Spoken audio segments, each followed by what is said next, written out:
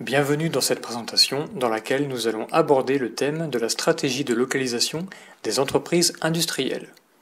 Cette présentation est réalisée par GB Services, société spécialisée dans le conseil de localisation aux particuliers et aux entreprises. Les informations et les cartes présentées ont pour but de répondre aux questions concrètes suivantes. Où implanter sa nouvelle usine, et plus précisément en France? Quels sont les facteurs de localisation à considérer? Comment choisir le lieu d'implantation de son local industriel? Quelle est la zone d'activité la mieux adaptée pour mon activité industrielle? Comment faire de ma localisation un atout?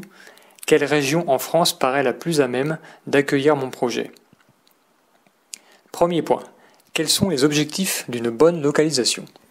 La priorité est d'assurer la production de manière continue en minimisant les risques d'arrêt et de dégradation de l'outil de production, pour pouvoir satisfaire au mieux ses clients et monter en chiffre d'affaires. Il s'agit aussi d'être visible par ses clients et par les futurs clients qui s'ignorent. Tous les emplacements n'offrent pas les mêmes avantages et ne dégagent pas la même impression. Votre localisation doit rendre vos clients satisfaits et doit faire partie de la solution que vous proposez, plutôt que d'être une source intarissable de problèmes en tout genre. Le but est bien entendu de minimiser les coûts, les déménagements et d'augmenter le bien-être de tous les collaborateurs. Deuxième point. Quels sont les thèmes qui ne seront pas abordés dans cette présentation? Les cas spécifiques concernant uniquement une localisation de commerce, de bureaux, de très petites entreprises, des industries d'extraction de matières premières, des services de recherche et développement. La dimension administrative concernant l'acquisition d'un bien, cela est le domaine des agents immobiliers ou des agences de développement communal. Les stratégies d'optimisation fiscale, qui sont le domaine des comptables. La faisabilité et les différentes procédures d'implantation dans un pays étranger, ceci doit être fait par un agent spécialisé connaissant bien le pays en question. La dimension technique des bâtiments, domaine réservé aux constructeurs et aux maçons. Et enfin, les stratégies de gestion immobilière telles que le choix entre la location et l'achat ou le financement. Domaine étant la spécialité des comptables et des conseillers en gestion. Troisième point. Voyons ensemble les raisons pour lesquelles vous pouvez être amené à devoir créer un nouveau local industriel. Vous souhaitez déménager dans un endroit plus grand, plus moderne, plus accessible ou plus adapté à votre activité. Vous souhaitez réduire vos coûts en bénéficiant notamment d'une main-d'œuvre moins chère.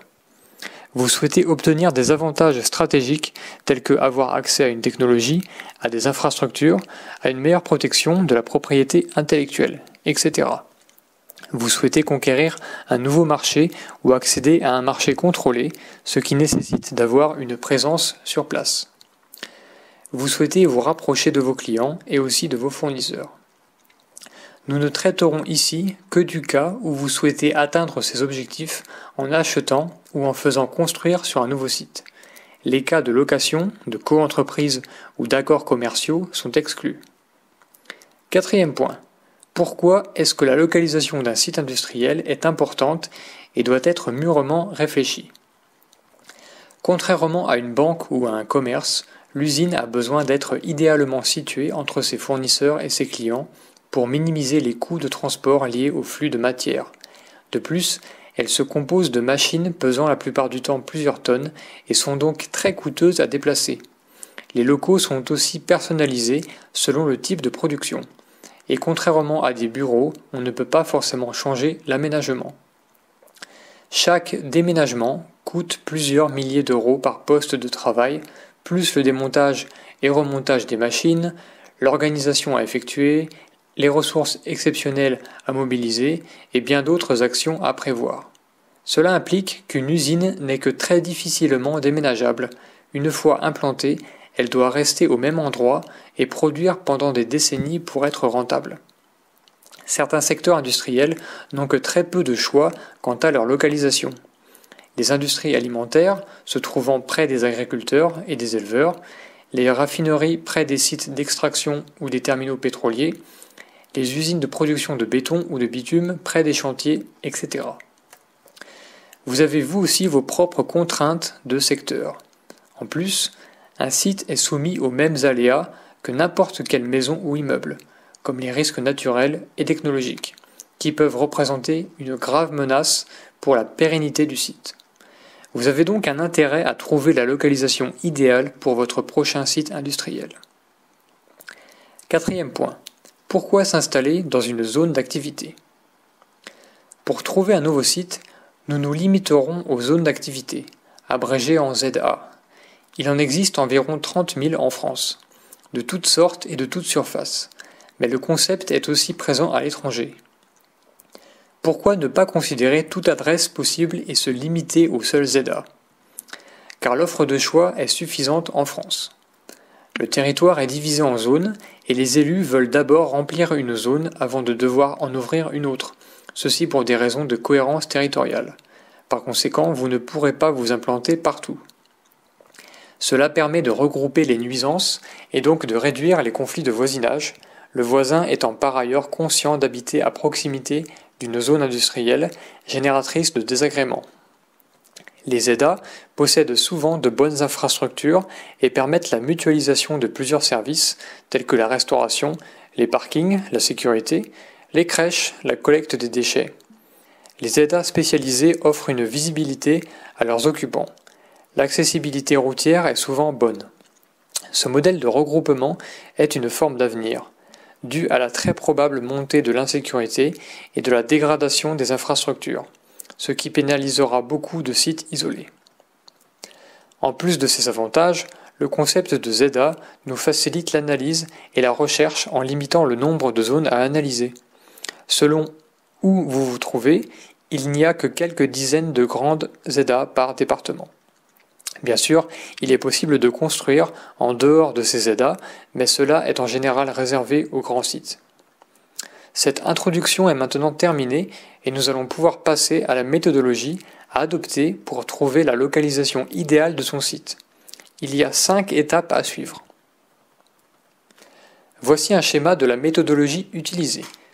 Vous devez d'abord définir les besoins et les contraintes à considérer pour l'implantation du nouveau site. Ensuite, vous choisirez le pays, puis la région au sens large, puis la zone d'activité. Et vous pourrez ensuite évaluer la qualité de la localisation de cette zone grâce aux différents critères. Si l'étude ne s'avère pas satisfaisante, alors le processus recommence à la première étape, et ce jusqu'à ce que vous puissiez, on l'espère, trouver le site idéal. Passons en revue les différentes étapes. La première étape consiste à définir précisément ce dont vous avez besoin pour votre nouveau site. Combien de surfaces d'usine, de bureaux, d'entrepôts, de centres de recherche ou autres. Combien de sites sont à implanter et quelles sont les relations entre eux. Sous quel délai pouvez-vous vous permettre d'attendre pour avoir le temps de bien évaluer votre localisation? Quelles sont les contraintes de site à considérer, telles que les normes à respecter, les exigences clients? On ne parle pas ici des contraintes géographiques. La deuxième étape consiste à choisir un ou des pays. Vous avez très probablement une idée de quels pays seront ou sera le ou les plus adaptés pour accueillir votre nouveau site. Si vous n'avez pas de pays précis en tête, passez à l'étape 5. La troisième étape consiste à choisir la région. La définition de la région est variable et peut être une partie d'un pays, un département, les environs d'une ville ou autre. Si vous n'avez pas de région précise en tête, passez à l'étape 5. La quatrième étape consiste à choisir la zone d'activité au sein de la région. Si vous n'avez pas de zone d'activité précise en tête, passez à l'étape 5. La cinquième étape consiste à évaluer la localisation candidate. Cela vous aidera à déterminer si des éléments viennent remettre en question le choix. Si la localisation candidate est satisfaisante, alors le processus s'arrête ici. Si elle n'est pas satisfaisante ou que vous n'avez pas choisi de pays, de région ou de zone d'activité, alors vous pouvez passer en revue les critères pour obtenir des suggestions que vous pourrez ensuite évaluer plus précisément en recommençant à l'étape 1. Nous allons maintenant passer à la présentation des critères de localisation qui seront accompagnés de cartes de France. Les critères s'appliquent selon différentes échelles. Certains concernent l'échelle nationale et d'autres l'échelle locale. Voilà, donc l'étape d'introduction et de présentation de la méthodologie étant faite, nous allons pouvoir passer à la revue des cartes et des critères. Alors tout d'abord, je vous présente le territoire que nous allons principalement étudier, c'est la France, voilà, qui est composée d'une centaine de départements qui ont à peu près tous la même taille, ce qui va faciliter la comparaison entre eux si on prend cette échelle-là. Voici une carte de la densité en France. Donc les points, on les connaît tous, hein. Et voici une carte des zones d'emploi. Alors la zone d'emploi est une échelle très intéressante puisqu'on va pouvoir comparer des zones qui sont humainement compréhensibles. C'est-à-dire que quand vous cherchez à vous implanter dans une région précise, l'échelle du département est trop grande. Parce que vous ne pouvez pas parcourir tous les jours, par exemple, en voiture, un département d'un bout à l'autre. Et au contraire, l'échelle de la commune, ou même de l'intercommunalité, est trop petite. Donc cette échelle de la zone d'emploi, du bassin d'emploi, est assez pratique en fait pour faire une shortlist des zones que vous voulez étudier ou dans lesquelles vous souhaitez vous implanter en priorité. Donc j'ai regroupé les critères en 20 catégories pour faciliter leur analyse. Et l'idée c'est quoi? C'est que je vais présenter des cartes qui vont vous servir, par exemple si vous voulez implanter un site en France mais que vous ne savez pas précisément où, eh bien ces cartes vont vous aider à choisir une zone, une région à peu près privilégiée, on va dire. Et deuxième intérêt, les cartes vont illustrer des critères, en tout cas certains critères que je vais énumérer et que je vais expliquer. Et là, l'intérêt, ça va être de pouvoir faire un test d'une localisation que vous avez en tête. Donc par exemple, si vous voulez vous installer, je sais pas moi, à Saint-Nazaire, eh bien, en étudiant chaque critère que je vais énoncer, vous allez en fait vérifier que tout est bien prévu au niveau des risques et que vous n'avez rien laissé de côté. Donc il y a un intérêt de checklist, d'inventaire à faire avec cette liste de critères. Alors premier groupe de critères, la compatibilité. C'est-à-dire par rapport à votre spécificité d'industrie, à votre savoir-faire, à votre domaine, à votre filière, quelle est votre identité et comment est-ce que vous allez vous intégrer à l'endroit où vous êtes, comment est-ce que vos contraintes vont pouvoir être satisfaites par rapport à l'endroit que vous avez choisi. Alors voici une carte des routes de France que je vais garder pendant un petit bout de temps pour vous parler des premiers critères. Alors le premier critère à considérer, c'est la proximité des fournisseurs. Où sont situés vos fournisseurs? Évidemment, plus ils sont loin, plus le coût de transport va augmenter et moins vous aurez de réactivité en cas d'urgence.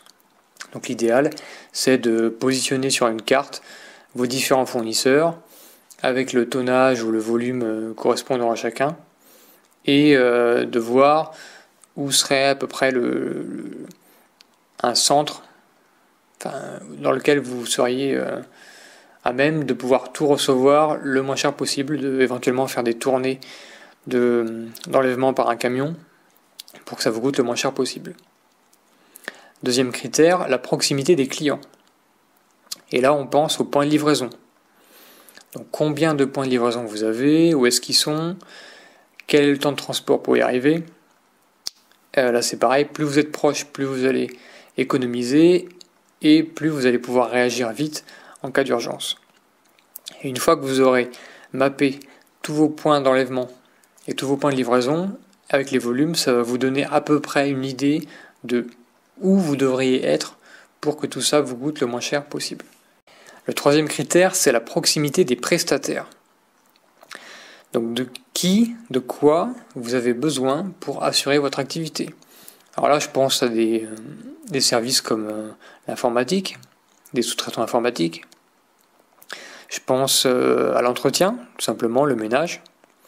Je pense aux banques. Je pense à tous les prestataires logistiques, de transport, de stockage. Si le dépôt est loin, eh bien, il va vous facturer à chaque fois le trajet entre son dépôt et votre dépôt. Si vous êtes une industrie qui fait appel à la sous-traitance pour sa production. Peut-être que vous avez besoin de découpe, de peinture, d'assembleur, enfin tout un tas de petits artisans et de petits sous-traitants qui souvent sont regroupés dans une sorte de tissu industriel. Et ce tissu industriel, il peut être là ou pas là, ou il peut être là mais pas correspondre exactement à ce dont vous avez besoin.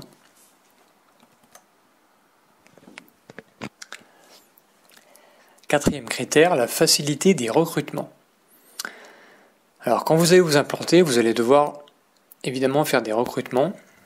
Dans le cas où c'est pas tout un site qui est muté, donc dans le cas d'une ouverture, peut-être qu'il va y avoir 10-20% de mutation et le reste, ça va être des recrutements sur place. Alors comment est-ce que vous allez faire pour trouver les gens qui vont travailler chez vous? Eh bien, vous allez devoir analyser le marché de l'emploi et l'offre qu'il y a à l'endroit où vous voulez aller. Alors il faut regarder la taille et l'orientation sectorielle du bassin d'emploi. Si vous allez être en compétition éventuellement avec d'autres recruteurs qui sont dans le même domaine que vous et qui sont éventuellement plus peut-être prestigieux ou plus attirants pour les candidats que vous. Ce qui vous évitera d'avoir un turnover et ce qui vous permettra de fidéliser la main-d'œuvre. Vous allez regarder la qualification, les formations et les compétences disponibles. Vous pouvez regarder aussi le salaire moyen, si une hausse est probable. Dans ce salaire moyen, il faut faire attention parce que parfois on n'intègre pas les charges patronales, les avantages en nature, le logement, les indemnités. Donc tout ça, c'est une myriade d'éléments à considérer, notamment si vous voulez aller dans un autre pays. Quel est le coût de recrutement et d'emploi? Est-ce que c'est un bassin en revitalisation? Est-ce que vous pouvez débaucher des salariés expérimentés? Est-ce que c'est facile de faire muter les gens dans cette zone? Donc en général, si la qualité de vie est au rendez-vous, ça sera plus facile. Est-ce que la main-d'œuvre est disponible rapidement? Est-ce qu'il y a des écoles, des universités qui pourraient être la source de stagiaires, d'alternants? Quelle est la réputation de la zone? Donc là, je pense en particulier aux zones qui ont un taux de chômage assez élevé et qui reste élevé quoi qu'il arrive. Peut-être qu'il y a des raisons pour lesquelles il y a un taux de chômage élevé. Regardez la stabilité de l'emploi. Essayez aussi de vous renseigner par rapport à l'absentéisme local, régional, si c'est plutôt une région qui a une tradition syndicale, quelles sont les tendances politiques, quelles sont les exigences. Et enfin, au niveau de la qualité de vie, plus la qualité de vie va être importante et plus vous aurez de facilité pour faire venir des candidats sans devoir leur payer 2 fois le salaire normal.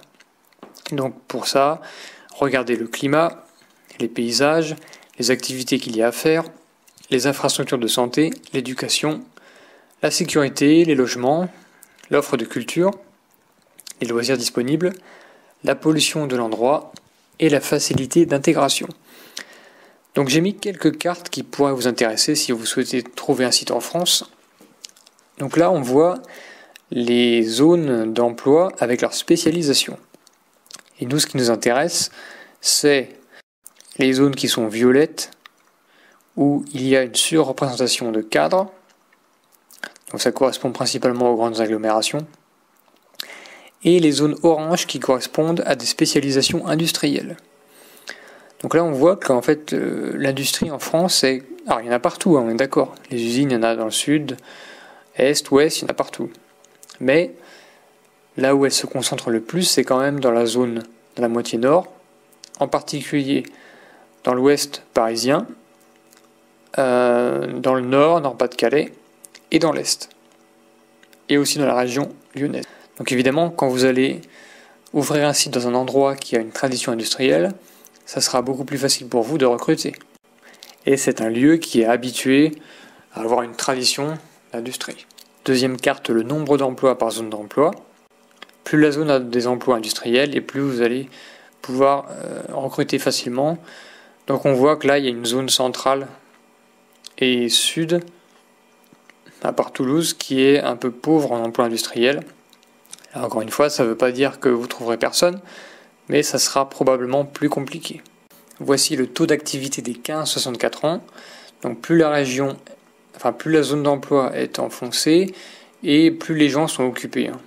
Voici le revenu médian. Donc là, c'est un indicatif du niveau de salaire qui est à prévoir si vous voulez vous implanter dans les zones.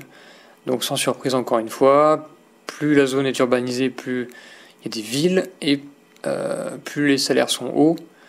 Exception notable du nord et de la région centrale-sud.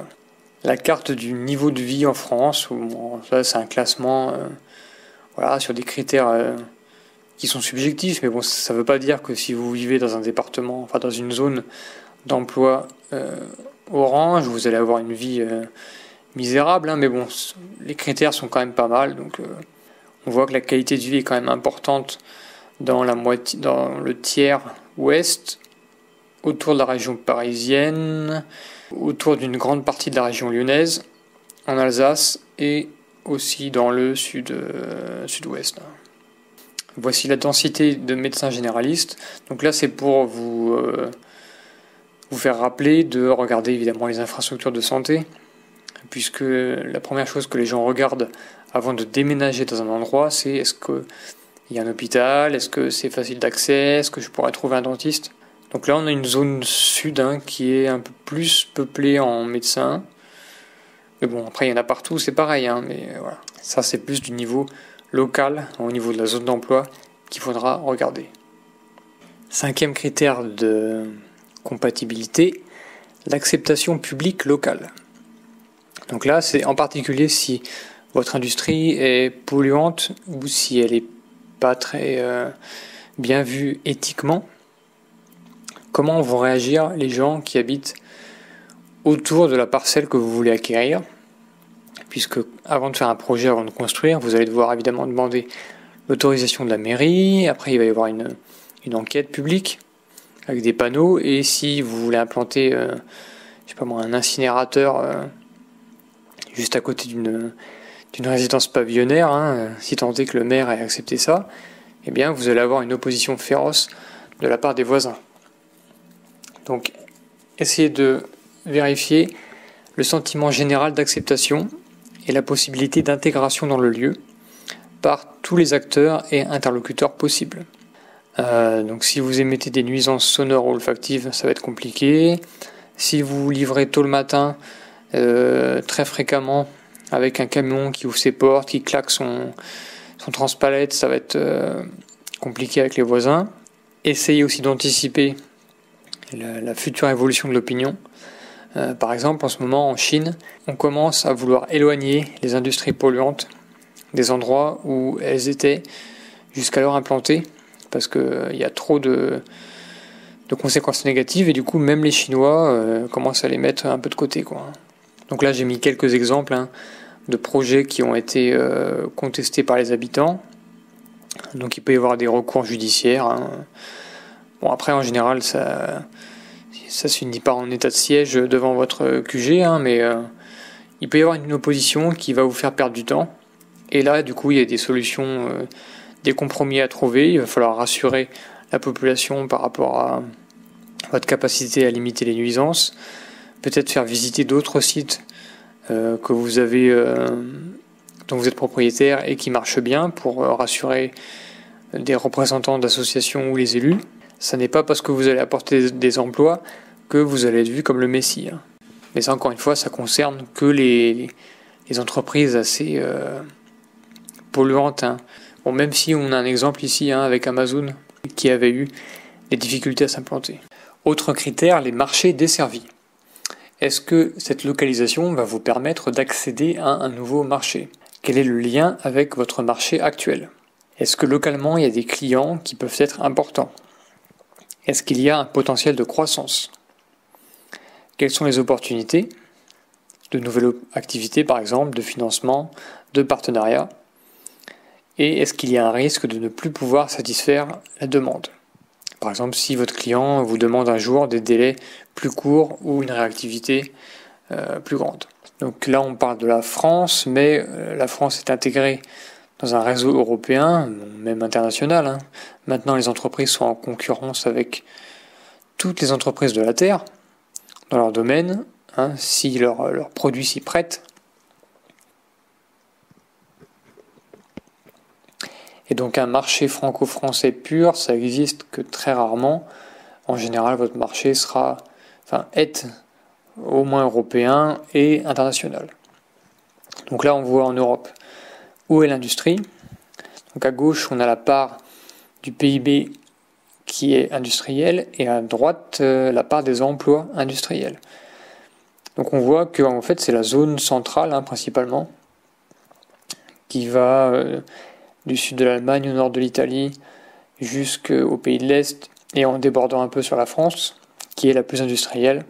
Donc héritage évidemment d'un savoir-faire et aussi d'une localisation opportune, puisque quand on est au milieu, on dessert plus facilement tout le reste. Ça limite les coûts de transport. Donc cette carte pour vous montrer que probablement vos potentiels futurs clients se trouvent dans cette zone centrale, bien que ce ne soit pas une règle générale. Autre critère, l'image de marque. Est-ce que l'endroit où vous êtes va vous servir et va être un atout pour votre business? Donc un niveau de prestige, un niveau de visibilité et un niveau de crédibilité. Donc là, ça dépend énormément de votre activité. Par exemple, si vous faites de la plasturgie et que vous êtes dans l'Ain, eh bien tout de suite c'est crédible. Après, si vous êtes situé dans le Finistère, peut-être que les gens n'ont pas l'habitude d'avoir des fournisseurs de plastique dans le Finistère. Mais si vous êtes dans l'alimentaire, alors là, en Bretagne, au contraire, c'est un atout. Parce que les gens associent des régions, objectivement, à des spécialités. Et c'est vrai que quand on sait qu'une région est spécialisée, on se dit, il y a un savoir-faire qui est meilleur, il y a de l'emploi qui est plus spécialisé. Donc je peux peut-être faire plus confiance à cette entreprise-là. Et au niveau de la visibilité, si vous êtes situé dans une zone industrielle à proximité d'une grande ville, sur le long d'un grand axe, tout de suite vous allez être plus visible que si vous êtes situé dans une vallée, dans les montagnes. Autre critère, les normes. Alors, par rapport à votre activité, quelles sont les normes que vous devez respecter, qui vous contraignent? Donc là, je pense aux installations classées pour la protection de l'environnement, qui ont des contraintes fortes en matière de rejet ou de risques technologiques. Je pense à toutes les normes de nuisance, puisque maintenant on ne peut pas installer des usines polluantes partout, heureusement. Et donc il y a des contrôles, il y a des normes que vous devrez respecter, ça va entraîner des coûts supplémentaires. Et donc là, notamment si vous voulez changer de pays, quelles sont les normes qui s'appliquent? Et si vous polluez trop, peut-être que vous allez être forcé de délocaliser en premier. Regardez aussi les normes plus communes, comme l'accessibilité poids lourd ou l'accueil du public. Autre critère, la langue parlée. Donc à l'international, regardez si les pays, si les habitants en général maîtrisent l'anglais. Donc là j'ai mis une carte de la maîtrise de l'anglais, ce qui va évidemment faciliter votre communication et vos échanges. Autre critère, l'intégration dans un réseau. Est-ce que dans l'endroit que vous allez choisir, vous allez pouvoir être en relation avec des centres de recherche, avec des écoles, avec des clusters spécifiques qui vont vous permettre d'avoir accès à une ressource humaine d'étudiants, de stagiaires et peut-être de futurs collaborateurs? Quelle est la filière locale? Quels sont les pôles de compétitivité locaux? Quels sont les réseaux d'entreprises? Quels sont les partenaires d'innovation que vous allez pouvoir trouver? Donc les laboratoires de recherche publics, les sièges et les laboratoires industriels, les incubateurs technologiques qui sont adossés ou non à une université, et d'autres entreprises qui ont une haute valeur ajoutée. Donc là, je vous ai mis une carte des pôles de compétitivité, non pas pour vous les apprendre, parce que je pense que vous connaissez dans votre filière où sont les concentrations d'entreprises, mais pour vous montrer qu'en fait, c'est une sorte de règle économique et de tendance économique que les entreprises du même secteur se regroupent dans ce qu'on appelle ici des pôles. pour des soucis d'image, mais aussi de mutualisation. Donc quand vous avez, je sais pas moi, 10 entreprises qui font de la soudure dans le même coin, eh bien, elles vont pouvoir faire appel à un prestataire, à un sous-traitant très spécialisé dans un type d'opération. Et ce sous-traitant très spécialisé ne pourrait pas survivre économiquement s'il y avait, par exemple, que 2 entreprises de soudure, de métallurgie. La concentration d'entreprises d'une même filière permet la création de tout un tissu industriel, amont et aval, très spécialisé et qui fait gagner en compétitivité l'ensemble. Et donc dans cette mondialisation dans laquelle nous sommes, c'est un avantage énorme de pouvoir faire émerger comme ça des sous-traitants ou d'être en partenariat avec des universités locales pour que tout le monde puisse profiter des innovations, tout le monde puisse tester des innovations et mettre en commun des services. Ça permet de plus efficacement prendre des parts de marché face à d'autres entreprises internationales. Et même à l'étranger, c'est commun de voir des clusters spécialisés, voilà, les hautes technologies ici, le textile là-haut, l'industrie chimique ici, enfin, il y a quand même une tendance à la concentration. Donc si vous faites le choix d'être tout seul dans votre coin, ça peut aussi marcher, mais vous allez peut-être louper en opportunité. Autre critère, la disponibilité foncière. Donc, quelles sont les surfaces disponibles dans la zone que vous recherchez? Quels sont les coûts? Donc les coûts, c'est pas compliqué, plus vous allez être proche d'une ville attractive, d'une grande ville, et plus ça va être cher. Quels sont les délais pour accéder au terrain?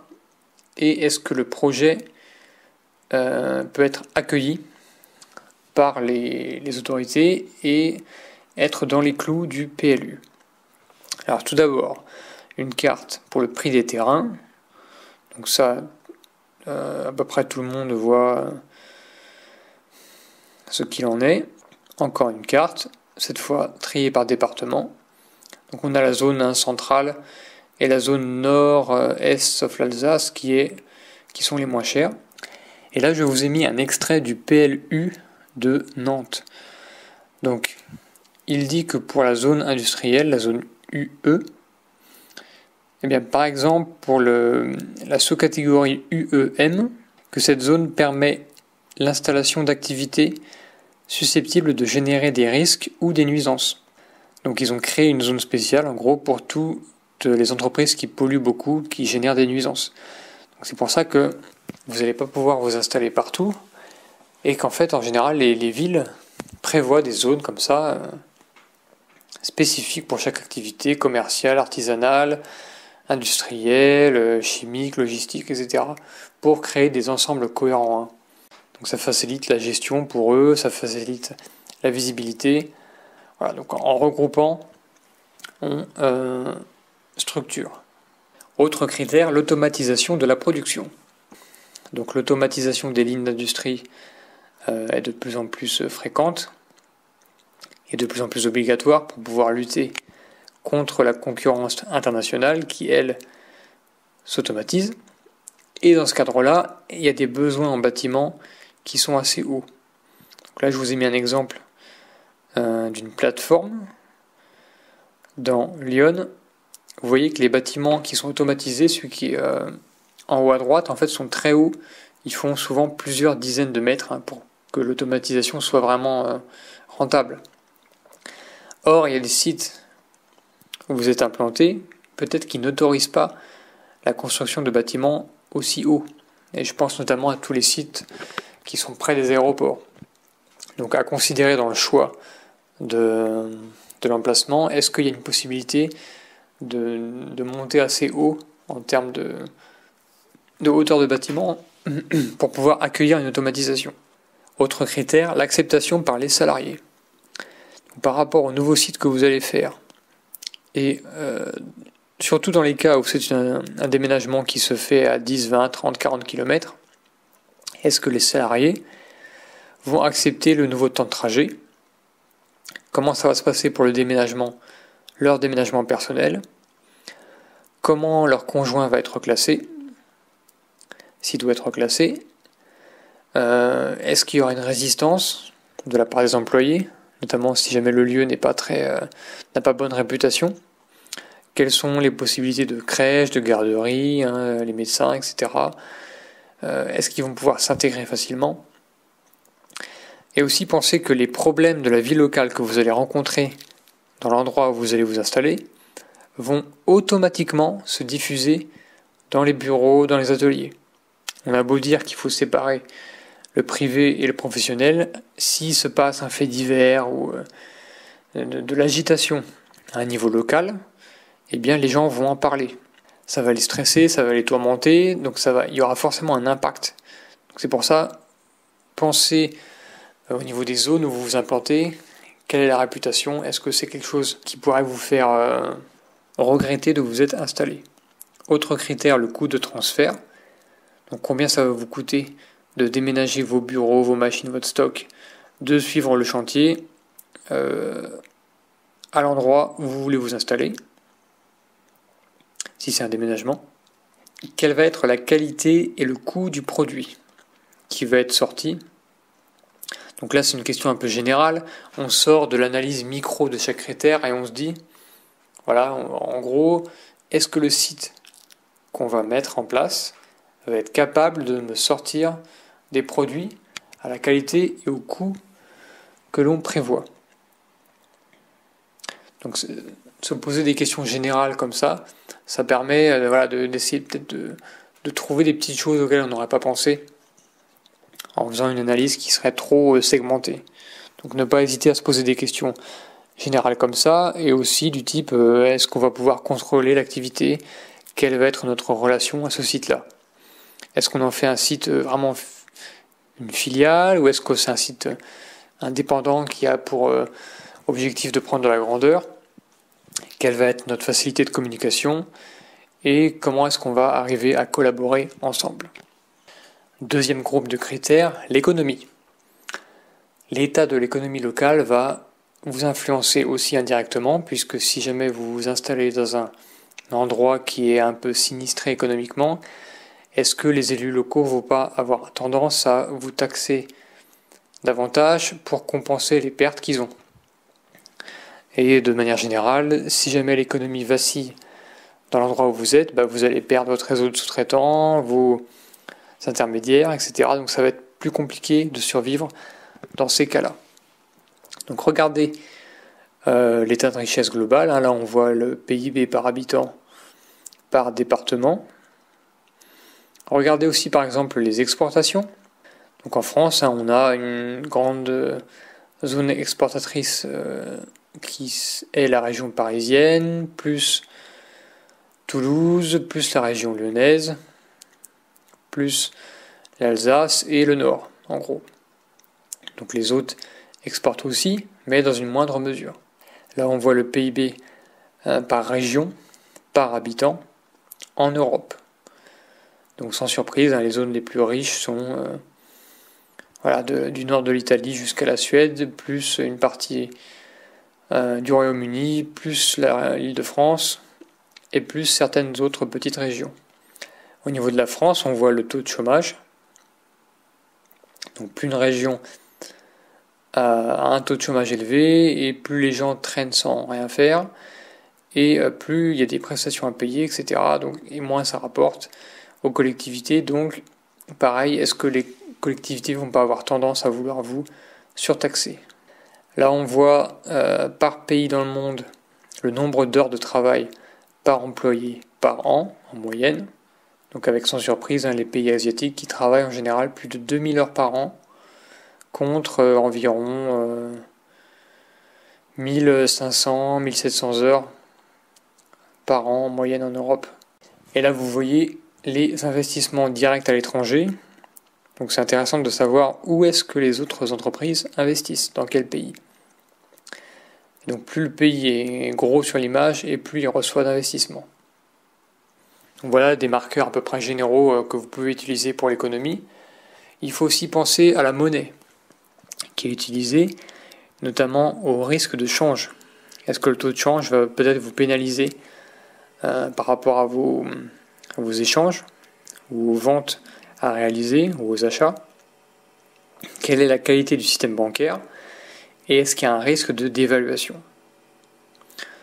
Autre aspect économique à regarder, les financements locaux. Est-ce que vous allez pouvoir emprunter facilement et quels sont les taux d'intérêt. Troisième catégorie de critères, la gestion.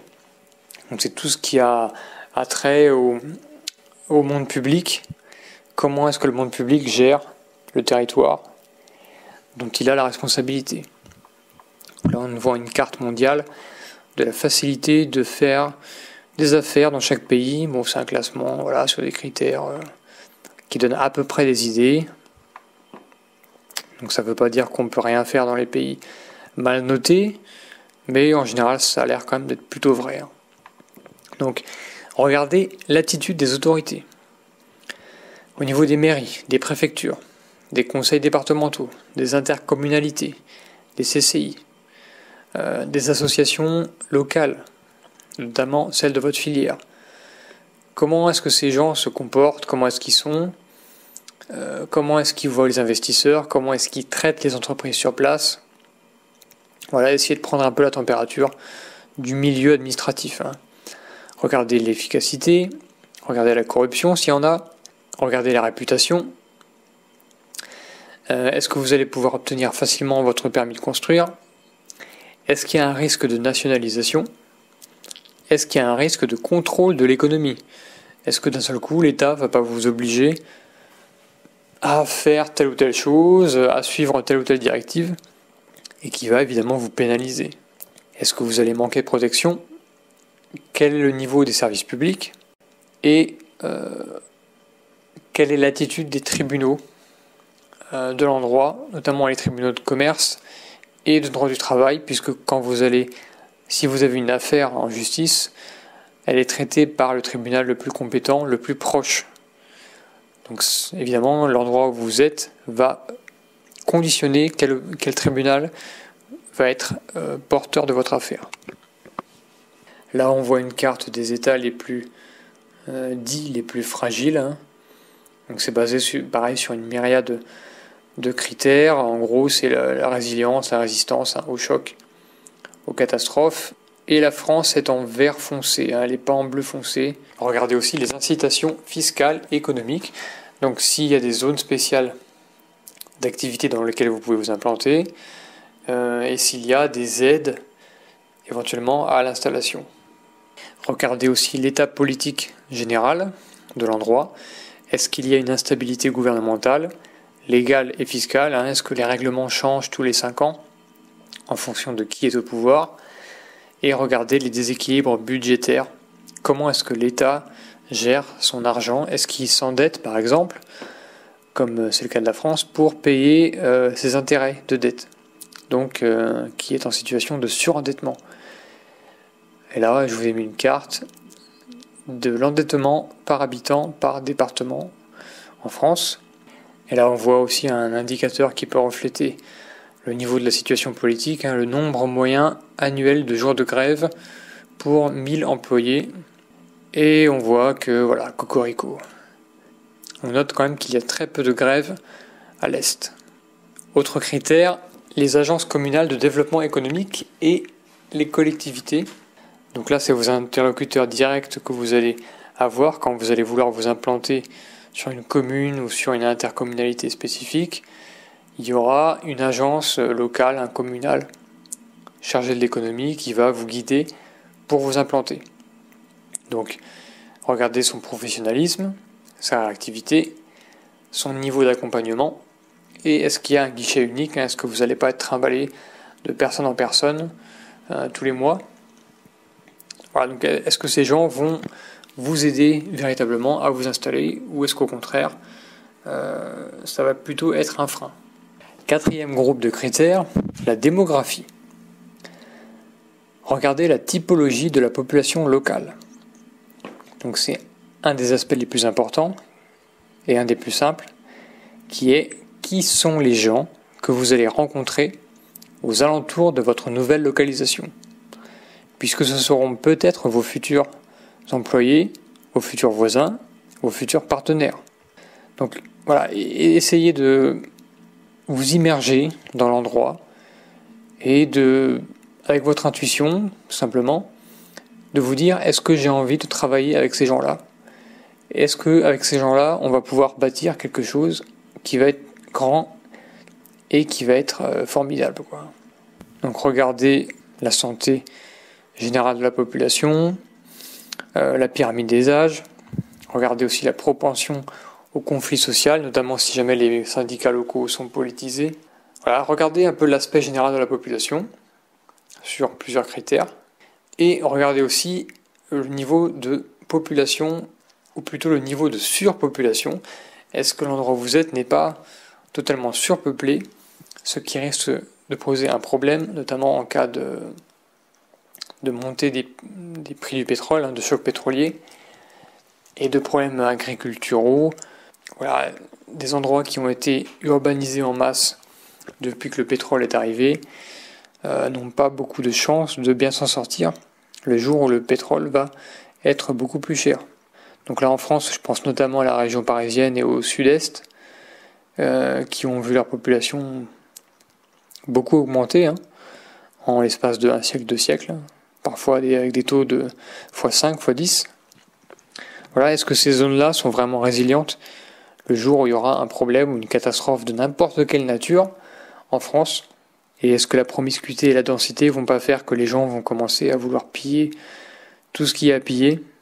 Voilà, donc c'est pour ça que j'ai mis plusieurs cartes. Alors là, on voit la part des diplômés de l'enseignement supérieur chez les 25-34 ans. Donc on voit que plus les villes sont grandes et plus il y a de diplômés, pas de surprise. On voit la part des cadres et des professions intellectuelles supérieures à la population. Donc même constat. On voit la part des moins de 25 ans en 2040, quels seront les départements qui seront les plus jeunes.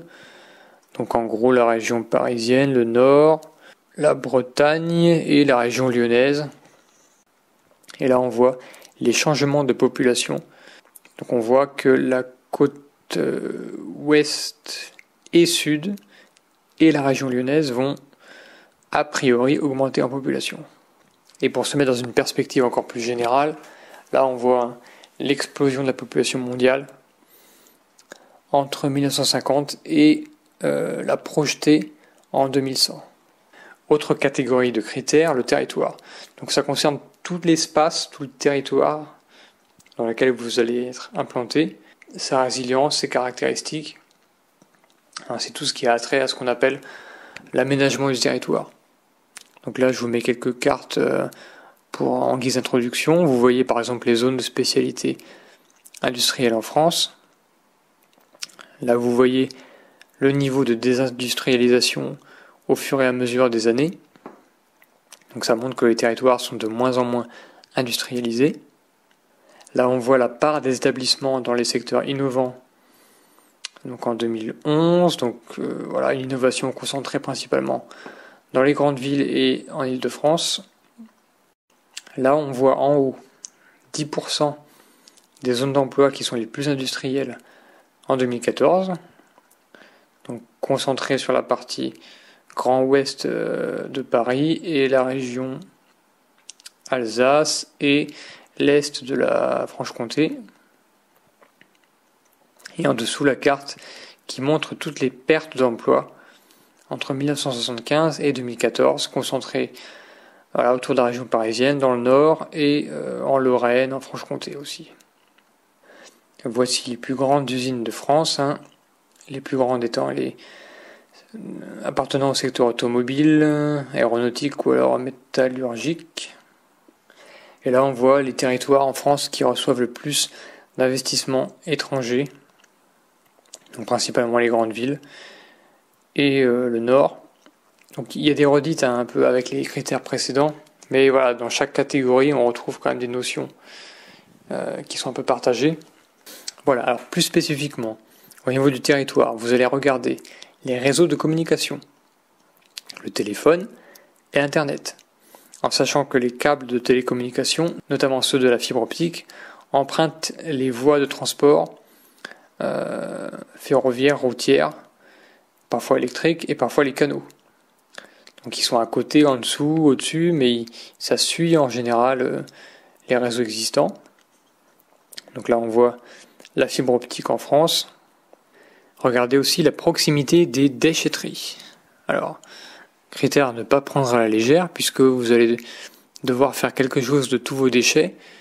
Et évidemment, plus la déchetterie va être loin, et plus ça va vous coûter en évacuation. Toujours penser à l'évacuation des déchets, comment faire, à quel prix. Et au niveau du territoire où vous allez être, regardez si vous allez pouvoir mutualiser des services, comme les parkings, les salles de réunion, les crèches, des restaurants, de la sécurité, donc du gardiennage, la collecte des déchets, du stockage ou de l'entretien de l'espace vert. Autre catégorie de critères, les transports. Au niveau du transport routier, en France et dans les pays voisins, voici à quoi ça ressemble. Donc structuré évidemment par les autoroutes. Là on voit les trajets que font les salariés entre leur lieu de travail et leur domicile tous les jours, par région, enfin par zone d'emploi. Alors voici une carte qui fait un peu peur au premier abord, mais qui en fait est très intéressante puisqu'elle vous montre les flux de transport en France. Donc vous avez les flux routiers qui sont en vert, les flux ferroviaires qui sont en bleu, les flux portuaires qui sont les espèces de petits ronds orange, et les flux aéroportuaires, les petits ronds rouges, avec les triangles sur les côtés, notamment pour tout ce qui est mobilité transfrontalière. Donc ce qu'on voit en fait, c'est que la France, elle est structurée avec un axe Paris-Lyon-Marseille, très fort, et d'autres axes comme le Paris sur la façade ouest, notamment vers Nantes, Paris vers le port du Havre, en passant par Rouen, Paris vers le nord, un peu Paris vers l'est, et ensuite on a des corridors, notamment au sud, avec un qui suit la côte d'Azur et après qui va vers Toulouse et Bordeaux, et un autre corridor en Alsace. Alors pourquoi je vous montre ça? Eh bien c'est pour montrer que naturellement, en fait en France, il y a des corridors de flux qui se sont créés de par la facilité géologique principalement, et que ce sont des endroits et des zones naturelles d'échange.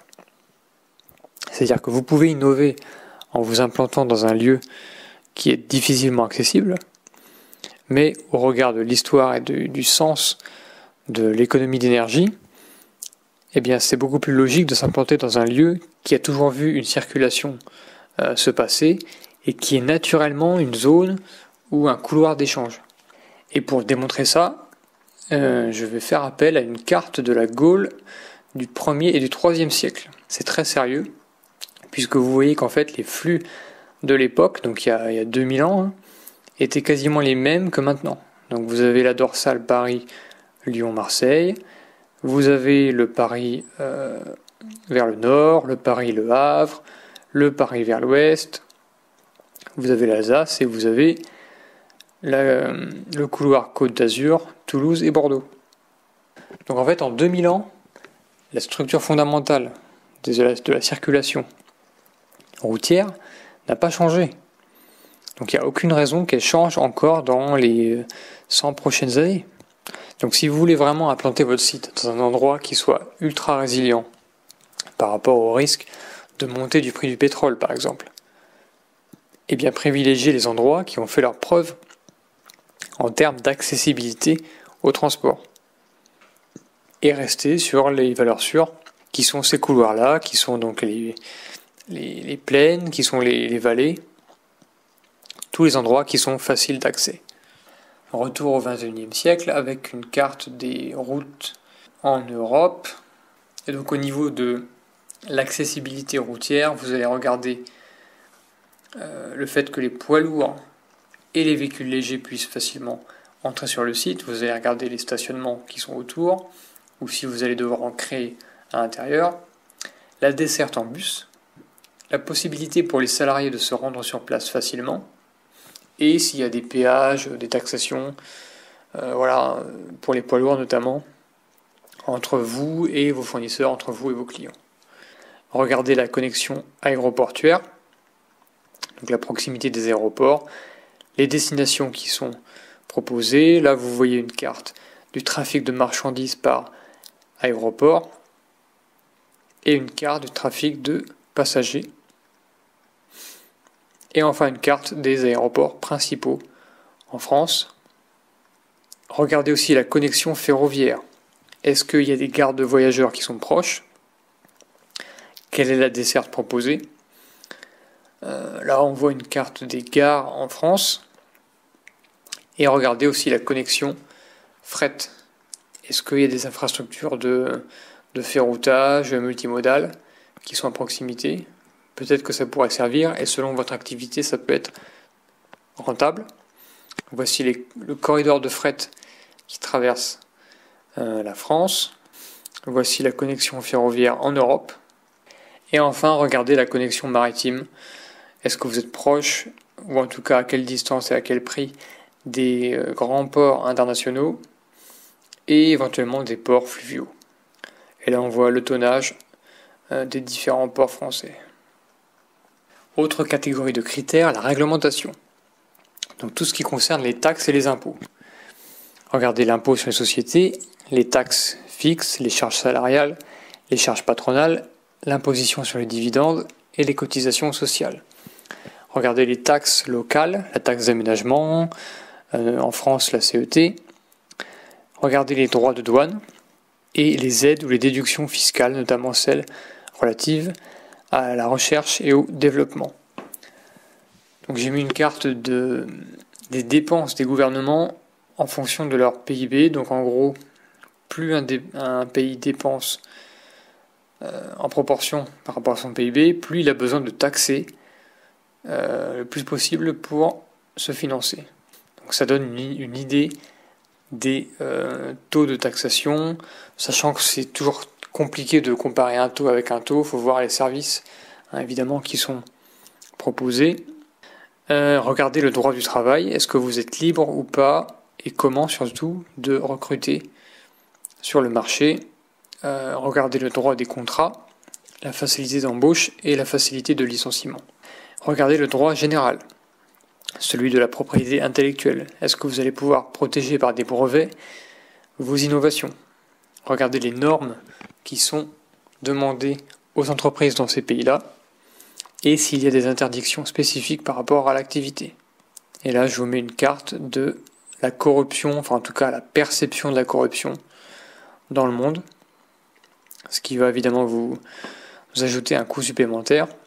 Et regardez enfin le droit des entreprises pur, c'est-à-dire comment créer une entreprise, quels sont les risques judiciaires auxquels vous vous exposez si jamais vous êtes condamné, est-ce que vous pouvez être condamné pénalement si jamais l'entreprise vient à avoir un manquement, quelles sont les obligations administratives, tous les papiers à remplir, la transparence à avoir, comment se résout l'insolvabilité, et est-ce que la justice est efficace, impartiale, ou est-ce qu'au contraire elle ne va pas chercher à défendre plutôt les acteurs locaux, avec lesquels vous pourriez éventuellement être en confrontation judiciaire. 8e critère, l'habitat, c'est-à-dire en fait la zone d'activité et la parcelle. Donc est-ce que la zone va être moderne, bien équipée avec des réseaux? Est-ce qu'on va trouver une grande offre de mutualisation? Est-ce qu'il va y avoir des surfaces qui vont être nombreuses et grandes qui vont être disponibles? Est-ce qu'on va pouvoir s'étendre? Et est-ce qu'on va pouvoir déménager peut-être dans la même zone, sur un site plus grand? Et enfin, regardez si la parcelle que vous convoitez, si vous en êtes là, quelle est sa taille précisément, son orientation, et si elle est viabilisée. 9e catégorie de critères, les énergies fossiles. Donc là, on voit une carte des infrastructures pétrolières en France. Donc en gros, plus on est proche d'une raffinerie et moins l'essence coûte cher. Ce qui va beaucoup vous intéresser si vous restez à un niveau local et que vous ne pouvez pas profiter des prix moins chers en balade dans vos camions. Donc voilà, regardez le prix des carburants. Là, on voit le prix moyen par département. Bon, ça peut varier. C'est pas une moyenne sur plusieurs années. Et là, on voit la géothermie en France, donc qui va pouvoir éventuellement vous faire des économies 10e groupe de critères, l'électricité. Donc critère capital, puisque sans électricité, vous ne pouvez rien faire. Donc vous allez observer l'état général de l'installation électrique du pays, de la région, de la zone locale dans laquelle vous êtes, par quoi l'électricité est produite, comment est-ce qu'elle est transportée, est-ce qu'il y a une résilience qui se manifeste en cas de catastrophe, et quel est le prix. Donc là on voit en France que les régions sont inégales en matière d'accès à l'électricité, en tout cas de production, puisqu'on voit que par exemple il y a des gros déficits en Île-de-France, en Bretagne, dans le sud-est, tout simplement parce qu'il n'y a pas de centrale.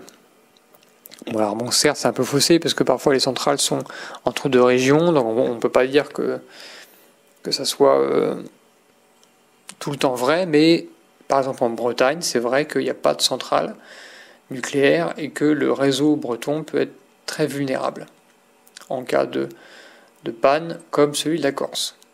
Là on voit les factures de chauffage moyennes par région, donc qui se corrèlent avec les températures moyennes.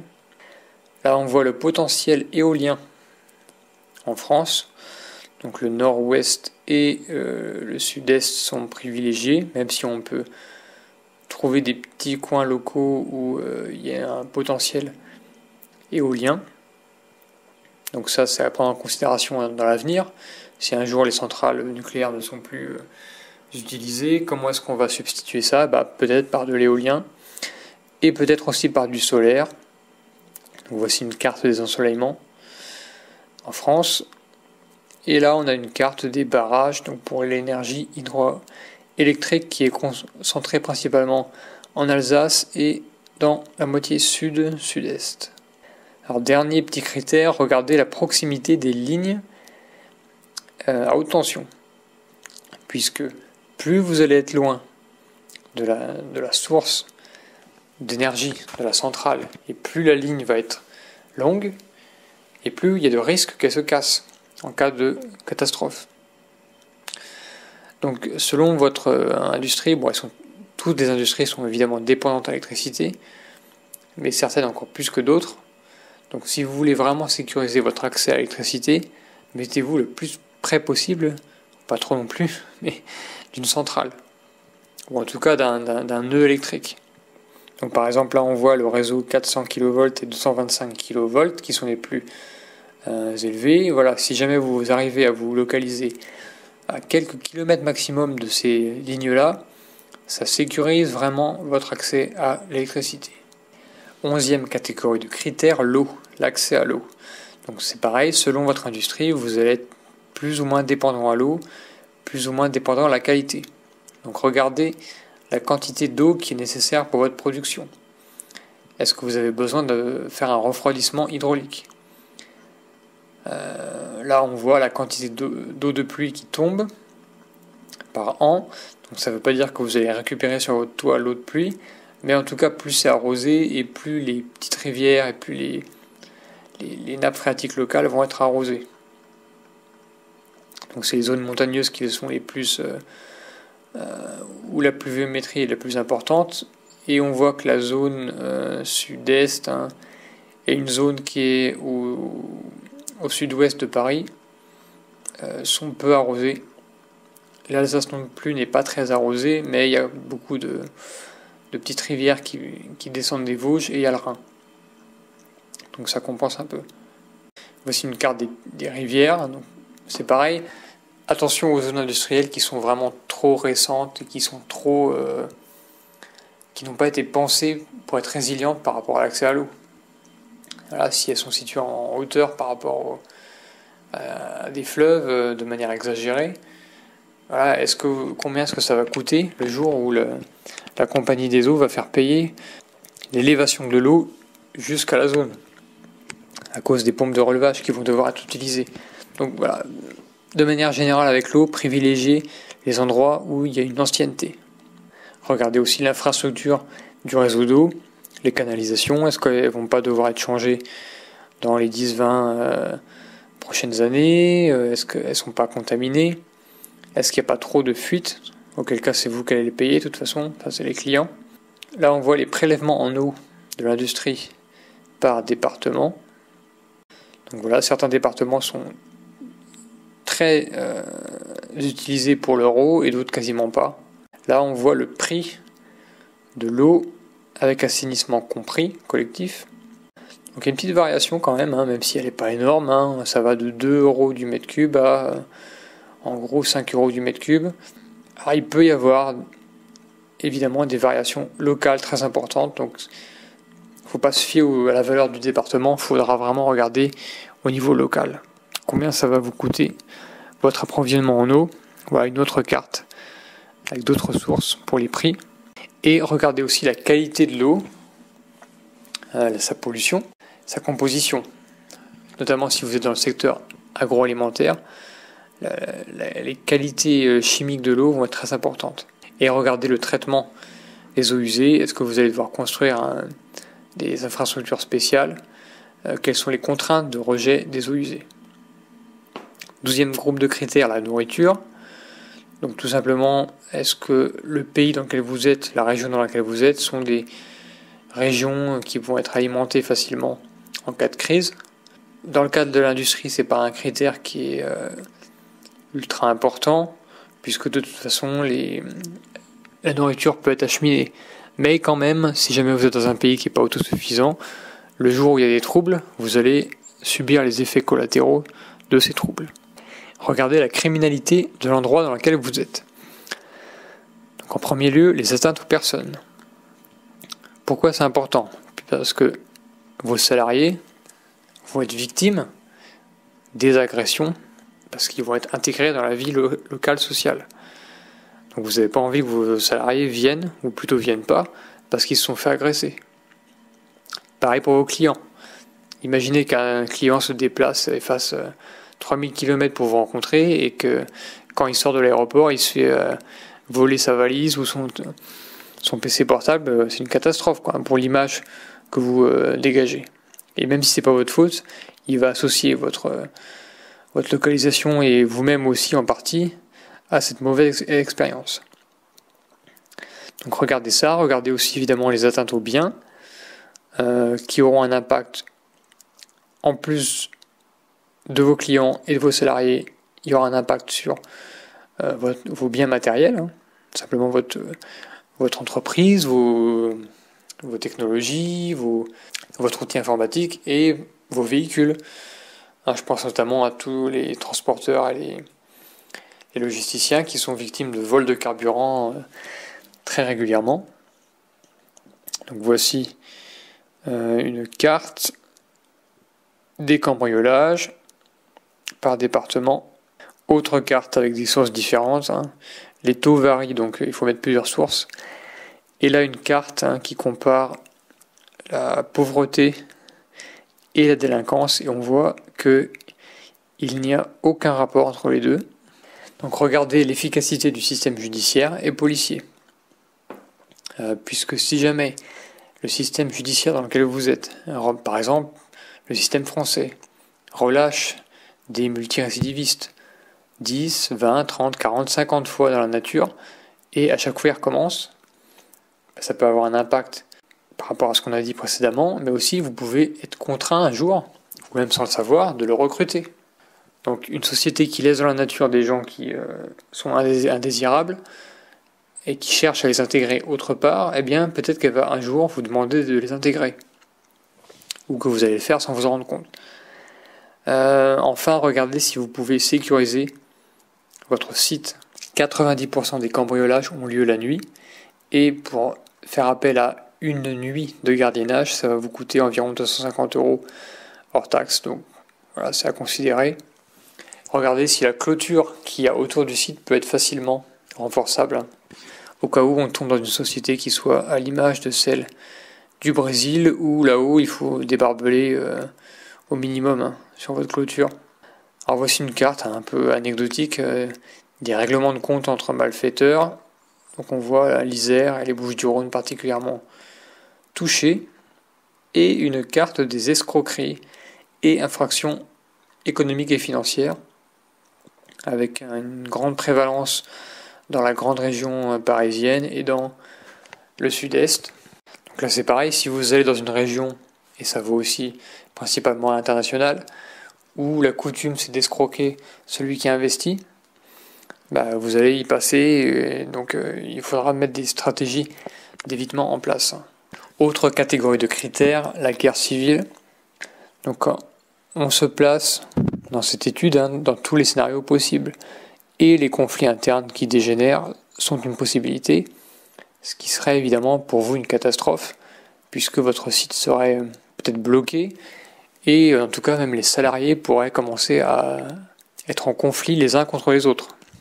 Donc regardez par rapport à l'endroit où vous êtes le niveau et la profondeur des fractures économiques, politiques, ethniques et religieuses, pour que en cas de conflit vous ayez pu anticiper les choses qu'il y a à anticiper et mettre en place des stratégies d'évitement pour minimiser les risques au sein de votre entreprise. Autre catégorie de risques, les guerres militaires. Là, il n'y a pas grand-chose à faire. La seule chose que vous pouvez éviter, c'est de vous mettre à proximité d'installations qui sont susceptibles d'être bombardées ou détruites en priorité. Donc toutes les installations de production d'énergie, les installations du gouvernement et tout ce qui est base militaire et tout ce qui est industrie militaire. Autre catégorie de critères, le terrain. Donc, qu'est-ce que votre terrain peut vous réserver comme surprise ? Je pense aux inondations. Là, on voit la part des logements qui sont en zone inondable par département, que ce soit des inondations classiques ou des inondations par la mer à cause de la montée du niveau des mers. Donc là, c'est vraiment, si vous êtes dans une optique de très long terme, on voit que la zone ouest, sauf la Bretagne du Nord, sont touchées, et la zone nord par endroits. Donc attention à ça si vous voulez vraiment mettre votre entreprise dans un endroit qui soit périn. Les séismes évidemment. Alors les entreprises en particulier quand elles sont construites avec des structures en métal et des machines bien vissées au sol, il n'y a pas beaucoup de risques, mais ça pourrait quand même déstabiliser la région dans laquelle vous êtes et dans laquelle vous êtes intégré. Regardez aussi tout ce qui est mouvement de terrain possible, les éboulements qui pourraient se produire. Autre catégorie de critères, la météorologie. Donc là c'est pareil, selon votre activité c'est spécifique. Peut-être que certains aspects de la météo vont vous déranger plus que d'autres. Donc regardez l'ensoleillement, ça tout le monde le connaît. Les vents dominants d'ouest, d'est, du sud, du nord. Là on voit une carte des vents indicative, il faudrait voir au niveau local ce que ça donne. Les tornades, enfin en tout cas les zones à tornades. Alors c'est pas du tout un critère rigolo, moi j'ai lu les témoignages de personnes qui se sont fait piéger par des tornades, c'est très destructeur et très traumatisant. Alors évidemment on ne peut pas prévoir la trajectoire des tornades, ça sera trop facile, mais on voit quand même qu'il y a des zones qui sont un peu plus touchées que d'autres. Notamment la partie extrême nord, un peu la partie ouest et la partie extrême sud. Voici une carte plus générale de la fréquence des catastrophes naturelles par commune. Voici une carte des orages, si tant est que ça puisse vous influencer. Le nombre de jours de pluie avec de la pluie supérieure à 1 mm. Donc la zone pareil sud-est qui est la plus sèche. Le nombre de jours de neige qui peut fortement vous impacter au niveau des transports. Et le changement climatique qui va probablement arriver avec une augmentation de la température moyenne et une augmentation de la sécheresse. Donc essayez de penser à tous ces phénomènes météo qui parfois arrivent qu'une fois tous les 20 ans, mais quand ça arrive et quand ça vous tombe dessus, ça fait très mal. Notamment pensez selon votre industrie au réchauffement climatique. Si vous êtes dans le sud et que vous devez allumer la clim tout le temps, que ce soit dans les bureaux ou que ce soit en production, la facture va finir par vous coûter très cher. 18e catégorie de critères, les installations à risque. Alors on va observer tout ce qui est potentiellement explosif, qui pourrait vous souffler, tout ce qui pourrait vous tomber dessus, vous contaminer, vous brûler, ou même les accidents de transport, les déraillements de train, tout ce que l'homme a construit et qui pourrait vous endommager. Donc là on voit les centrales nucléaires en France, qui est le principal risque, mis avec une carte des sismicités. Là, on voit les zones de contamination des centrales nucléaires en France, sachant que ça dépend du vent sur le moment dans quel sens il souffle. Mais voilà, une zone indicative. Là, on voit les zones en rouge, c'était Fukushima, et la zone en jaune, c'était Tchernobyl. Bon, sachant que ça a quand même dépassé plus que ça, mais voilà, c'est les zones à plus forte concentration et les zones interdites. Donc on voit que les seules zones qui sont préservées de ce risque-là à peu près, c'est la Bretagne et l'extrême sud. Il y a Fessenheim qui a fermé, mais il y a quand même les centrales qui sont situées en Suisse. Là on voit donc les centrales voisines, donc celles en Allemagne ont fermé. Là on voit la part des communes soumises à un aléa ou à un risque naturel ou technologique. Donc plus c'est foncé, plus il y a de risque. Et notamment on voit tous les départements évidemment industrialisés et le Rhône-Alpes qui est assez touché, le Nord, la région parisienne. Et là on a une carte de tous les sites Seveso. 19e groupe de critères, la pollution. Alors selon votre activité, ça va vous influencer plus ou moins. Évidemment, l'agroalimentaire est le plus impacté. Donc la qualité de l'air via un classement qui pourra être affiné selon les zones locales, notamment toutes les zones de cuvettes, de vallées, qui sont plus polluées par certaines périodes. Voici la pollution de l'eau. Alors je vais mettre plusieurs cartes parce que les zones sont différentes à chaque fois. Donc je vais les faire défiler au fur et à mesure. L'eau évidemment très importante si vous voulez l'utiliser et l'incorporer dans vos produits. Si jamais un jour une association découvre que dans vos boissons ou n'importe quoi il y a de l'eau contaminée, ça va vous faire très mal au niveau vente et vous n'allez pas pouvoir déplacer votre usine comme ça et vous n'allez pas pouvoir forcément contrecarrer l'origine du problème puisque ça peut être situé à plusieurs kilomètres en amont. Voici une carte des sites pollués. Donc là c'est pareil, c'est plutôt au niveau micro qu'il faudra regarder. Certains départements, notamment les plus industriels, étant les plus touchés. Et regardez aussi la pollution électromagnétique, si ça peut vous être préjudiciable. La pollution sonore, pollution olfactive, et la radioactivité. Là on a le radon par département. Et enfin, dernier critère, qui va vous concerner que dans certains cas précis, les dangers qui peuvent venir du monde vivant. Donc tout ce qui est bactéries, insectes, animaux. Donc notamment là j'ai mis une carte des chantiers qui sont atteints de champignons lignivores, donc principalement au nord-ouest, et une carte avec les termites, principalement à l'extrême sud et au quart sud-ouest. Voilà, et bien j'en ai fini avec cette longue présentation, mais il y a beaucoup de critères à considérer pour faire le bon choix.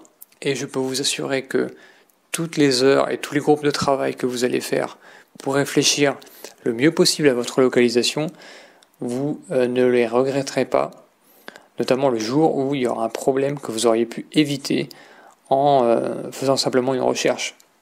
Donc c'est vrai que quand on a un projet d'agrandissement de nouveaux sites, on est un peu dans l'euphorie que ça se fasse rapidement, mais il y a quand même un temps à prendre pour évaluer les risques et faire en sorte que le projet se passe bien et vive le plus longtemps possible. Donc je vous remercie de m'avoir écouté si vous êtes arrivé jusque-là. Si vous avez des questions, vous pouvez les poser dans les commentaires YouTube. Et si vous souhaitez en savoir plus sur un sujet particulier, si vous souhaitez avoir une aide pour un projet que vous avez, vous pouvez me contacter. Ce que je propose, c'est de faire des études de risque, notamment géographiques, par rapport à un nouveau site que vous avez.